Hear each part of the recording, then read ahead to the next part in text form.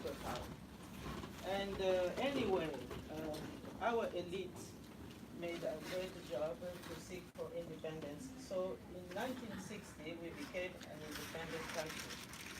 But you must know that Belgium didn't really accept. Only the Christians, they agreed to grant independence, and also the socialists. But the liberals, they didn't really accept. So it seems that as from 1960, Congo was submitted to some interferences that should keep grip on the economy, on the exploitation of Africa. And if you go to this book, you will find the explanation of all things I am just saying today, because he's one of those who really studied a lot the situation among all those countries that became independent in 1960. But there is another book I really recommend you, written by the late former president of the United States, John Fitzgerald Kennedy. Maybe some of you don't know, but he wrote a book when he was running for president. And this book, was bringing his vision for his external affairs, policy. And it's entitled Global Strategy for Peace. And there, why do I mention this book, this reference? It's only because he was aware of the importance of Belgian Congo. But he wanted, in this vision, he wanted that Congo and all these new countries becoming independent to have a full development. He was, trying to promote development in our countries, and he encouraged the nationalists to improve their requires, and also to make it possible that education should have also a priority. He was even planning to open American universities to our people. But this vision was interrupted because it meant to promote strong institutions in Africa and not strong men. So this was also the vision of our first leaders in the 60s, to build up countries with strong institutions so that democracy can just go, and we can have, periodically elections free and fair. But we must note that in 1965, this vision of building strong institutions was just stopped by the takeover of Mobutu. And then, for 30 years, we didn't have any more democracy, so we only had the ideology of strong men instead of strong institutions. That meant dictatorship, totalitarianism, but of course behind the scene there was also the confrontation of communism against capitalism. But as you know, being a country that played a key role for World War II, so Congo was meant to be an independent country, but aside, close to the free world and not apart. But dictatorship, just drove the road away. So now what we are seeing is that, again, Congo is in the midst of a rush of raw materials. You have today science, technology. You have also these coltan and also cobalt, which puts Congo among the first producers of these raw materials. So it makes it very easy for many companies to go to Congo, but under which state leadership? We don't have anymore a strong state leadership, because after Mobutu's regime, we had immediately these rebellions that came. But also here, behind the scene, there was just the will of those liberals in Belgium who, again, won elections in Europe and wanted now to go back to the past and to make Congo again a land of exploitation. And that means that no democracy, again, a dictatorship.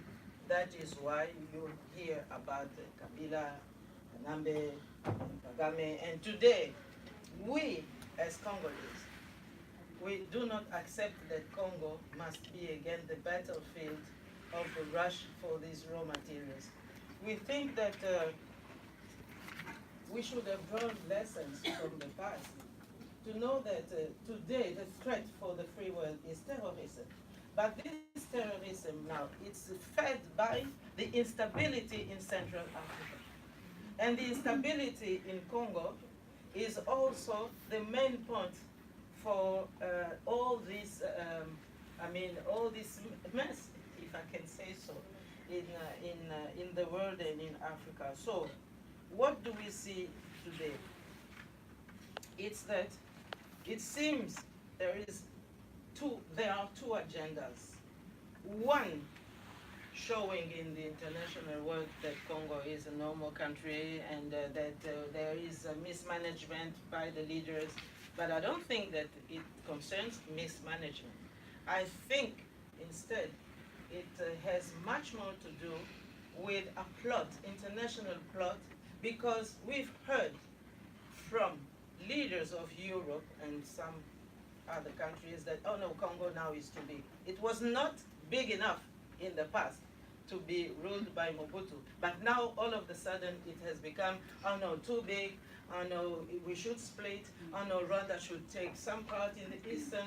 But what is hidden in the agenda of letting Rwanda take, control of the eastern part of Congo? There is another agenda that is never told, that never written in the papers here. Because, on the side of the story of Rwanda, there is an argument, oh no, in the past centuries, Eastern Congo, Kivus, it belonged to Rwanda, so now we have to take it back. It's not true. Because the independence of Congo means that the borderline we've inherited in the 60s, it's still the borderline that we should be convinced that this belongs to Congo.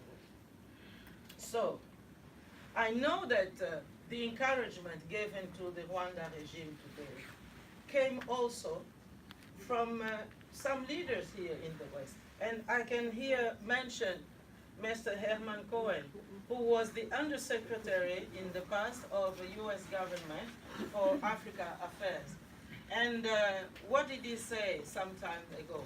He said, well, to Rwanda authorities, he said, if you develop your country, then we can close our eyes on human rights abuses. So this was, the goal for Rwanda. He develops the country, he gives good examples in terms of management, but the closing eyes on human abuse, it means what? It means that he has his agenda. Of course, to recover all the region, the sub-region, the eastern region, because he thinks that this is Rwanda for him. But, we had Berlin Conference, to bring up in the light Congo as it is known today. But now, have we had another conference saying that now things have changed, that the border lines are no more the same? We didn't have this conference. So I think that matters that goes so far as to move border lines, it needs conference with all the protagonists. And it cannot be just a dictatorship or just one thinking of one man, because here again we have the ideology of a strong man. And this strong man is just ruling all the area of Eastern Congo. And to do that, he needed also to have a weak state leadership in Congo. That is why you hear about Kabila. And by the way, let me tell you that Kabila, Joseph, is not the son of Kabila. His father's name is Kanambe, Christopher. So his real name is Hippolyte Kanambe. So I think the whole world was mistaken throughout all these years. It's not a leader of our country. That is why, under Kabila's leadership, Congo has, become a dependent country and not an independent country. Because he had to deal with Kagame. He's a commissioner, in other words, of Kagame, because this agenda should have been achieved within 30 years. He was promised Kabila to reign over Congo 30 years, like Mobutu reigned over Congo 32 years, you see, because the plan was meant to take place during all these years. And how? How did they go so far in reaching this dependency? It was this agenda, of course, development on one hand, and good examples on one hand, and oh yes, Kagame, yes, he's doing well now. Look at Rwanda, it's wonderful, everywhere very clean, etc. Good management, good governance. But on the other side, he was just rushing to get his new territory, and for that, he needed rebellions to take place in Congo. He needed that all these rebellion, just exterminate women and little girls. As you know, Dr. Mukwege, the one who was awarded many prizes throughout the world, even titles of honoris causa. Why? Because he is called now the man who repairs women. Can you accept this? The man who repairs women. He is only there to repair, but he has nothing to do to deal with the causes, to stop the symptoms that bring this situation. So, on the other side, he gets awards. Okay, population, oh yes, Congo is now acknowledged, now we are suffering. But it's only one man who gets this reward. And otherwise, the situation is still getting worse. Because this agenda is not only to push rebellions to destabilize the country, to make it impossible for Congolese to run their own country, and even more, to kill Congolese. So, excuse me, I am Congolese. As it has been mentioned, I had some responsibilities in the past, but now I'm fighting just as my fathers and other fellows Congolese did in the 50s. So they brought us back 50 or 60 years back. So we have to fight again for a new independence. You see? Why? Because we are being exterminated. Can you understand what it means in a country here where also these matters occurred in a long, long past? So now the problem for us, we have to gain this new independence, because now, who is running the country? Of course, as I said, Kagame is there. But who is going along with Kagame? All these companies.